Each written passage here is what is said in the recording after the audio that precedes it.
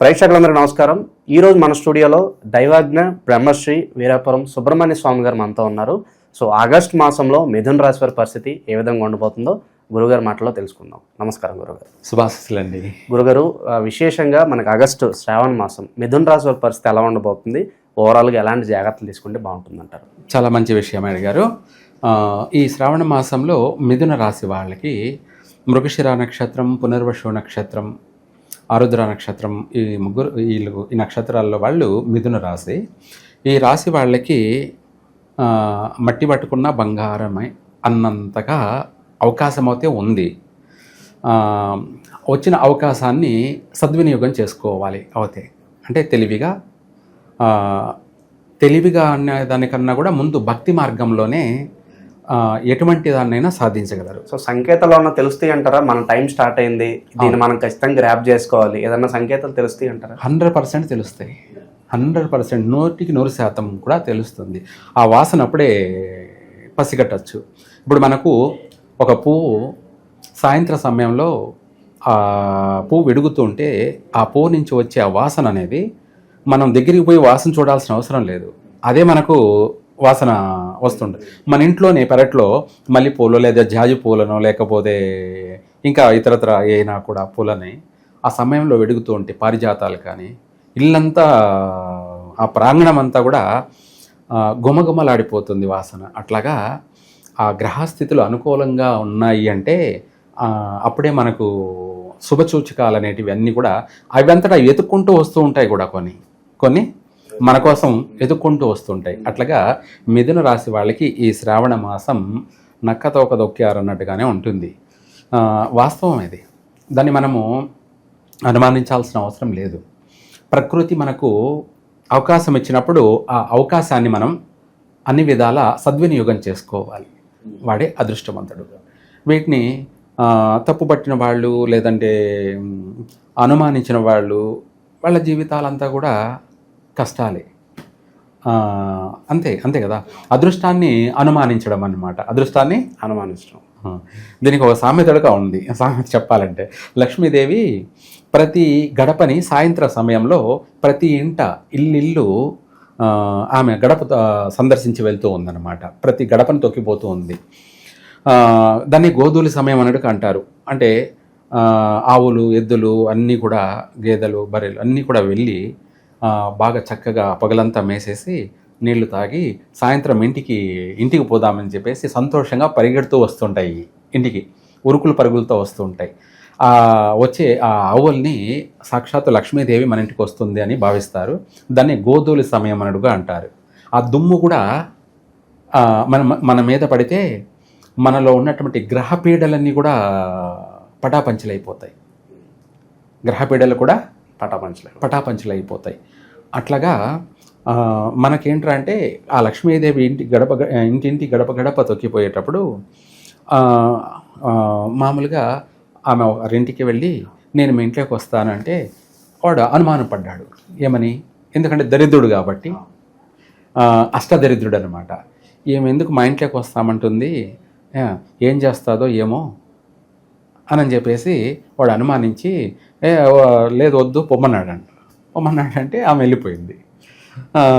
ఇంకొకటి ఇంటికి వెళ్ళి నేను మీ ఇంటికి వస్తానంటే వాడు ఆలోచించాడు. వాడు కూడా ఏమో మా ఇంటికి వస్తానంటుంది, ఈ సమయంలో ఎవరే ఉంటారు, సాక్షాత్ ఏమో లక్ష్మీదేవి అయి ఉంటుంది, ఏదైతేనేముంది ముడి సందాల అంటే సంధ్యా సమయము, ఈ సమయంలో వస్తాననిందంటే నా అదృష్టం, నా తలరాతే మారిపోయే అవకాశం ఉంది అని చెప్పేసి అతనుండి సరేనమ్మా రాండి, లోపలికి రాండి, కూర్చోండి అన్నాడంట. సరే అని చెప్పి ఆమె పిలవగానే లోపలికి వెళ్ళాడు. ఆమె లోపలికి వెళ్ళింది, కూర్చునింది. సరే నేను బయటికి వెళ్ళొస్తానమ్మా, నేను వచ్చిన దాకా కూర్చోండి అని చెప్పి వెళ్ళిపోయాడంట. వెళ్ళిపోయి ఇంక వీడు రాలేదు. వాడు వస్తాడని ఆమె కూర్చొనే ఉంది పాపం ఆ ఇంట్లో. అట్లా వాడింట్లో శాశ్వతంగా ఆమె నట్టింట్లో కొలువై కూర్చొని ఉందంట. అదృష్టవంతుడు. వాడు రాలేదు అంటే ఇంకా వాడొక్కడని కాదు, వాడి కుటుంబానికి, వంశానికి, అంత సంఘానికి కూడా ఆమె ఆ ఇంట్లో నిలబడిపోయింది. అలా ఏది ఏమైనా కూడా మనం చెప్పేది ఏంటంటే బాగుపడడానికి మాత్రమే మనం చెప్పడము. దాన్ని మనము ఆచరించకపోవడం, దాన్ని రిసీవ్ చేసుకోకపోవడం అనేది ఎవరెవరి అదృష్టవంతుడిది దురదృష్టవంతుడు అనేది కాలం నిర్ణయిస్తుంది. అయితే ఏది ఏమైనా మిథున రాశి వాళ్ళకి చక్కగా గృహయోగం ఉంది, 100% స్వగృహ ప్రాప్తి ఉంది. అలాగే ఇదే కాకుండా వివాహం కానటువంటి వాళ్ళందరికీ కూడా వివాహం అవుతుంది. ఎస్పెషల్లీ ప్రేమ వివాహం ఎవరైతే చేసుకోవాలనుకుంటున్నారో వాళ్ళ పరిస్థితి ఏంటంటారు గురుగారు? వాస్తవంగా చెప్పాలంటే వాటి గురించి నేను చెప్పను, అడిగావు కాబట్టి చెప్తాను. వాస్తవంగా ప్రేమ వివాహం అనే దానికి నేను 100% ఆపోజిట్. ఎందుకంటే ఇప్పుడు సంఘంలోనే సమస్యలు ఉంటే ఎవరిష్టం వచ్చినట్టు వాళ్ళు చేసుకుంటే దానికి అర్థం ఏమిటి, అర్థం ఏమిటి? ప్రకృతి కాస్త వికృతి అయిపోతుంది. ఏమవుతుంది? వికృతి అంటారు దాన్ని. విషం అని కూడా అనొచ్చు, వికృతి అని అనొచ్చు. ప్రేమ అనేది కూడా దాంట్లో ఉండొచ్చు. దాంట్లో ఏముండాలి అంటే ఆ సంఘంలోనే ఉండాలి. ఇది 100% కరెక్ట్. సంఘం ఎందుకు సంఘం అంటే దాంట్లో కట్టుబాటు, ఒక పద్ధతి, జీవనం, ఒక కట్టుబాటు, ఓ వ్యవహారం అన్నీ కూడా ఉండాలి. అవి లేని పక్షాన అంత మొత్తం మిక్స్డ్ అయిపోతుంది. ఇందులో తల్లి బిడ్డ, అన్న చెల్లి, తండ్రి కూతురు ఏవి సంబంధాలు ఉండవు. ఇంకా దానికి ప్రేమకి సంఘము లేదు, కులము లేదు, మతము లేదు, వాయు వరుస లేదు, ఏమీ లేదు. తల్లి పాలు తాగి తల్లినే అంటే పోను రాని భవిష్యత్తులో ఇదే జరగబోయేది. అందుకనేసి ఈ ప్రేమ పెళ్ళిళ్ళు అనే వాటికి నేను 100% ఆపోజిట్. ఎందుకంటే మనము కన్న తల్లిదండ్రులు మనల్ని ఎందుకు కన్నారు?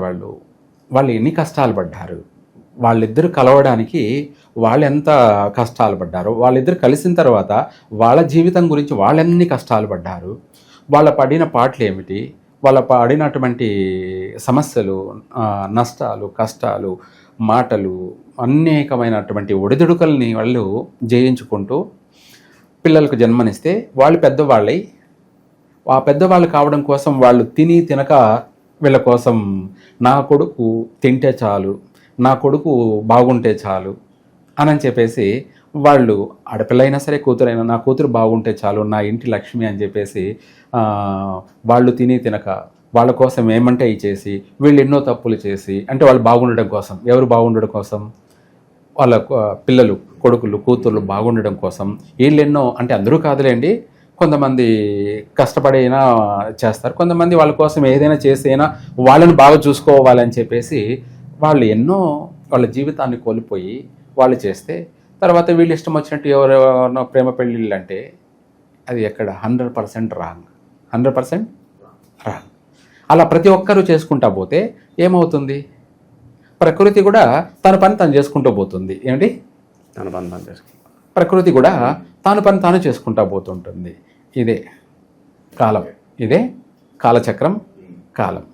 ప్రతి దాంట్లో కూడా కట్టుబాటు ఉండాలి, పద్ధతి ఉండాలి, వ్యవహారాల్లో, నడవడికల్లో ఒక సంస్కారం ఉండాలి, సభ్యత సంస్కారం ఉండాలి, అనేకమైనటువంటి విధానాలు. మనము జీవితంలో పాస్ కావాలి, లైఫ్ ఎగ్జామ్లో పాస్ కావాలి, ఫెయిల్ కాకూడదు. అది ఏ విధంగానైనా సరే పాస్ అయ్యే మార్గాలే మనం ప్రయత్నం చేయాలి. ఇప్పుడు చదువులో పాస్ అయితే ఏమంటారు? గుడ్ బై అంటారు.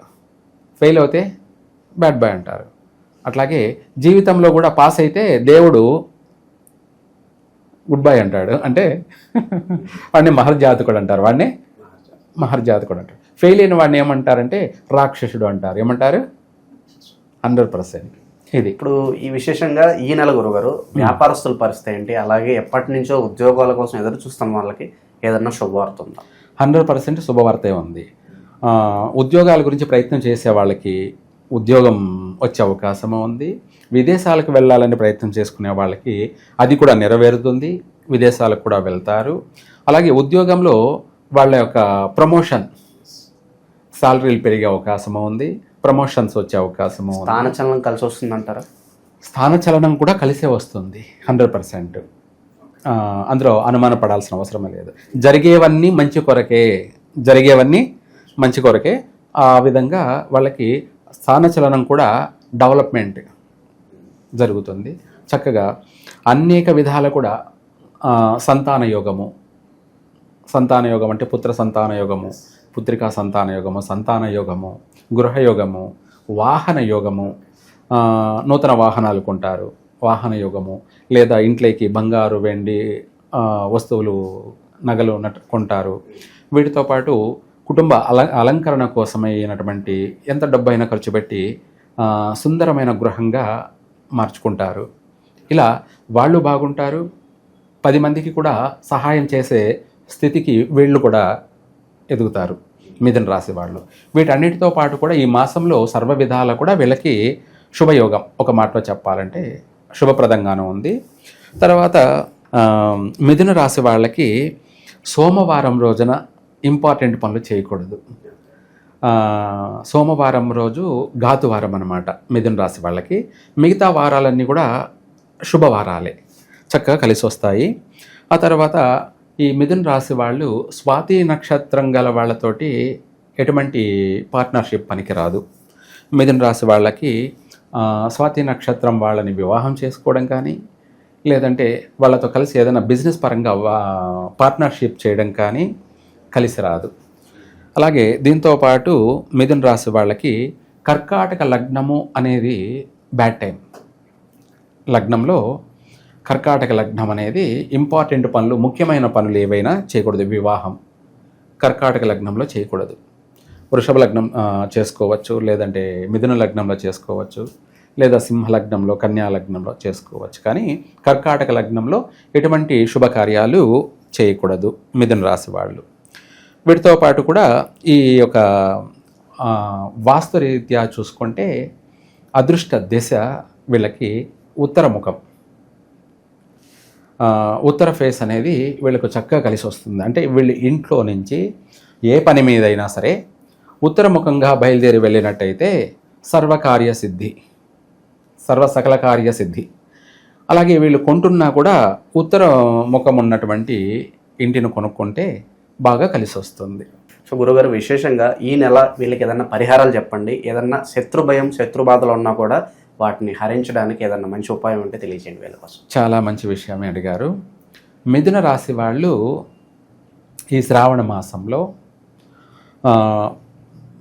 పుట్ట దగ్గరికి వెళ్ళి ఈ శ్రావణ మాసంలో పంచమి రోజు లేదా చవితి రోజు లేదా పంచమి, ఈ 2 రోజుల్లో వీళ్ళు తడి బట్టలతోటి ఆ పుట్ట చుట్టూ ప్రదక్షిణ చేసుకొని ఆ పుట్టకు నమస్కారం చేసి ఆ పుట్టమన్ను అనేది ఒక పిరికిడు వాళ్ళు పుట్టమన్ను తీసుకొని, అలాగే ఆ పుట్టమన్నును నేరుగా ఇంట్లో పూజా మందిరంలో తెచ్చిపెట్టుకొని ఆ పుట్టమన్నును వీళ్ళు పూజ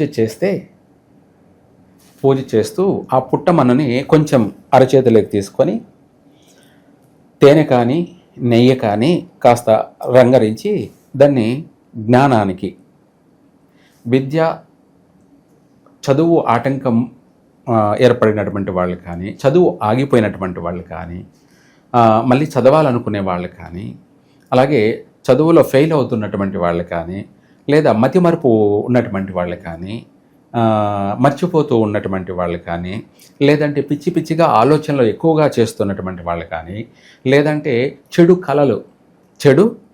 కళలు వస్తున్నా కానీ, తరచు ఒకటే పీడ కళలు, చెడు కళలు, ఇటువంటి ఎవరైనా చనిపోయినటివి కళలోకి రావడం కానీ, లేదంటే సర్పాలు భయపెడుతున్నట్టు వచ్చినా కానీ, లేదంటే పిచ్చి పిచ్చి అయినటువంటి కళలు వస్తున్నా కానీ, ఈ జ్ఞానానికి, ఆ పుట్టమట్టి జ్ఞానానికి పెట్టుకొని 2 పక్కల లేదంటే కుడి పక్కన పెట్టుకొని పనుకుంటే వాళ్లకు మెమొరీ పవర్ పెరుగుతుంది.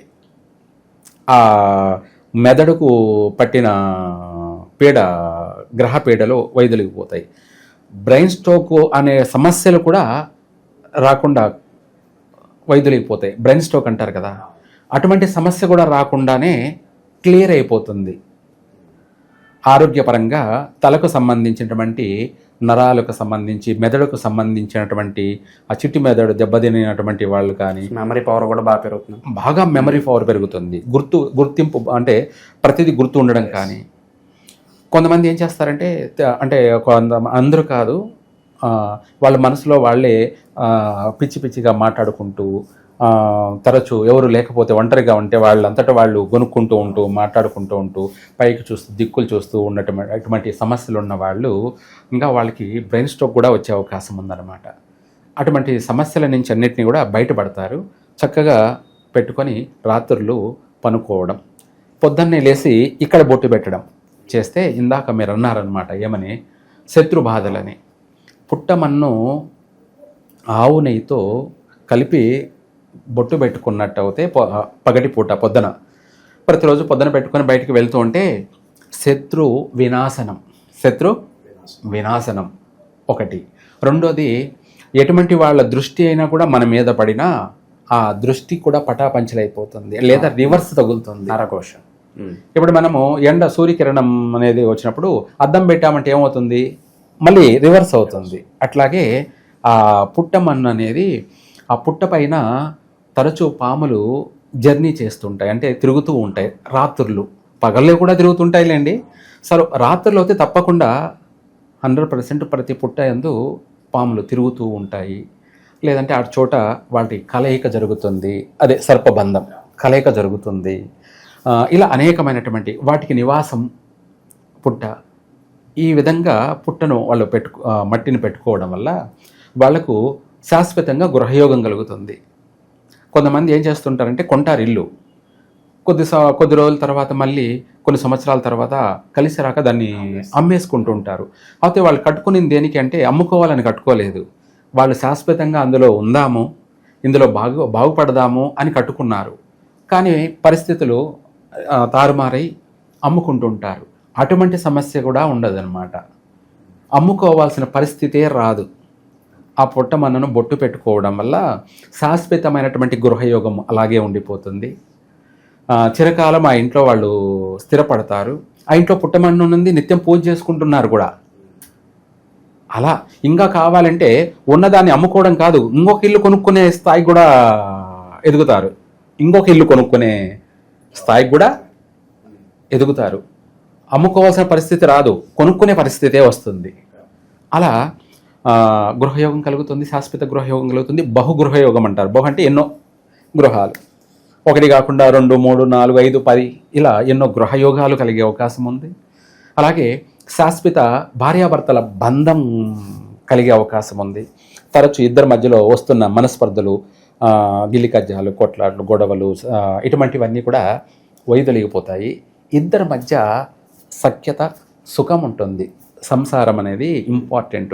భార్యాభర్తల కలయిక అనేది సుఖం ఎప్పుడైతే ఉంటుందో దానికోసం ప్రాణమైన వదిలేస్తారు. ఏమంటే ఆ సుఖం, ఆ సౌఖ్యం కోసం ప్రాణం పోయినా పర్వాలేదు, కానీ ఆ సుఖం, సౌఖ్యం కావాలి భార్యాభర్తల మధ్య. అంటే ఒకరి పట్ల ఒకరి కోసం ప్రాణాన్ని ఇచ్చుకునే అంత. భర్త అంటే భార్యకు ప్రాణం, భార్య అంటే భర్తకు మరో ప్రాణం అన్నట్టుగా. అంటే ఇంకా దేవుడుగా కాదు, సాక్షాత్తు ఆ భగవంతుడే భర్త, పతియే ప్రత్యక్ష దైవంగా వాళ్ళు అనునిత్యం ధ్యానం, తపస్సు చేస్తూ ఉంటారు మనసులో. అంటే భర్త పేరే తలుచుకుంటూ ఉంటారు. దాన్ని ఇప్పట్లో చెప్పాలంటే ఇంకొక విధంగా, అంటే మోడర్న్గా. అలా వాళ్ళ యొక్క బంధం బలపడుతుంది. వాళ్ళకు సంతాన విషయంలో తరచు అబార్షన్ అవుతున్నటువంటి వాళ్ళు, గర్భస్రావం జరుగుతుంటుంది. 2వ నెల, 3వ నెల, 4వ నెల గర్భస్రావం జరుగుతుంటుంది. పాపం వాళ్ళ ఆ బాధలు వాళ్ళను తలచివేస్తుంటాయి. ఇంకా ఆ దిగులు, ఆ బాధ చెప్పలేనిది, అది వర్ణించలేనిది. అటువంటి సమస్య కూడా రాకుండానే, నష్టం లేకుండానే చక్కగా వాళ్ళకి సంపూర్ణ ఆరోగ్యవంతుడు, సంపూర్ణ ఆయుష్యవంతుడు, మంచి తెలివితేటలు కలిగినటువంటి బిడ్డ పుడతాడు. మంచి పుత్ర సంతాన ప్రాప్తి, పుత్రికా సంతాన ప్రాప్తి కలుగుతుంది. వాళ్ళ వంశానికి పేరు ప్రఖ్యాతులు, కీర్తి ప్రతిష్టలు తెచ్చేటువంటి సంతానం కలుగుతారు. ఇది వీళ్ళు చేయాల్సిన పని. వీళ్ళకి ఎలాంటి పరిస్థితులు ఎదురవుతాయి కావచ్చు, పరిహారాలు కావచ్చు, శత్రు నాశనానికి నేను ఎక్కడా వినని అద్భుతమైన పరిష్కార మార్గం మాకు తెలియజేశారు. ధన్యవాదాలు. సర్వే జన సుఖినో భవంతు.